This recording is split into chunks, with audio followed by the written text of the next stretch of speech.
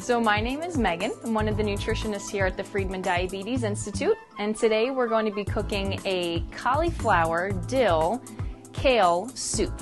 So all we need is an onion, some kale, or any leafy green. You could also use spinach or collard greens if you wanted to. We need dill. This is going to season our soup and really give it a nice flavor and a little bit of color. And our other ingredient, the most important one, is cauliflower. This is going to be the base of the soup and is going to make the soup nice and creamy and thick. Now you notice that the ingredients here don't include any cream. The reason for that is the cauliflower is going to make the soup nice and thick, and we won't need any cream to get that nice consistency. So the first thing that we want to do here is to prep our ingredients. And cutting the onion is going to be an important thing to do. So we're going to get that done now. Just cut it in half once, lay it flat again, and we're just going to cut this into big chunks. And it doesn't really make a difference what shape they are, because this soup is going to get pureed. You could use olive oil or a blend of vegetable oils, you could use canola oil, any kind is going to be fine. And we don't need a lot, just about the size of a quarter there is perfect. And we want our oil to be nice and hot so that the onions don't absorb all of the oil. We just want the oil to help to heat the onions and get them nice and brown. And this is the cheapest way to get your garlic. You can buy it already chopped up in a container, but if you buy it like this, if you use it fairly frequently, it'll end up saving you money because it's cheaper and it's fresher, it tastes nicer. I'm going to give it a good crush with my knife.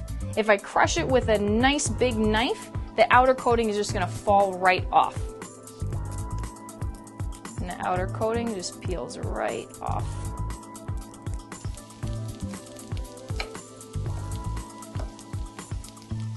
That's all. And I'll add it into the onions. And we'll let this cook for about 3 to 4 minutes.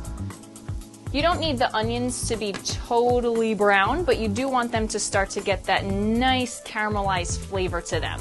So what you want to see is the onions to be a little bit translucent, a little bit white and clear, but not caramelized to the point where they're very, very, very brown. Now, with the cauliflower, we're not going to roast it first, we're not going to saute it first. All we need to do is break it down and put it in a big pot with some water, because the boiling process is going to soften this up.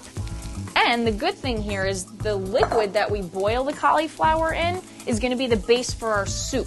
So we don't have to worry that we're going to lose nutrients from boiling the cauliflower. It's all going to stay in the pot and we're going to drink it all when we have the soup.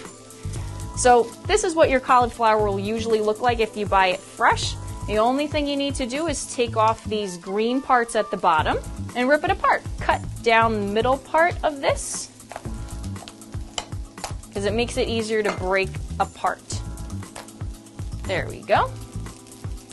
Now I can really pick all the green parts off, and you see how it's already starting to crumble into small pieces on its own? That's what I want. Again, doesn't need to be pretty, just needs to break apart. So because we're using water as our base for this soup, there isn't going to be any salt that we would usually get from vegetable stock or chicken stock. So I am going to salt the onions a little bit now and put a little bit of pepper in there too, just so that the soup isn't very bland. Now, I'm not going to put a lot of salt in there, and there'll still be a lot less salt than there would be if I use any kind of vegetable stock or chicken stock. But just a little bit of salt, and we can season this later too when the soup comes out at the end, just to see how it tastes. So this is what we want to see now from the onions. We want them to start to get a little bit clear, and you'll really know more by the smell because it's going to start to smell really nice. and the garlic is starting to get nice and cooked. This is what we want to see. So this is now ready to go into the pot with water with the cauliflower. And I'm going to transfer my onions and garlic into the pan.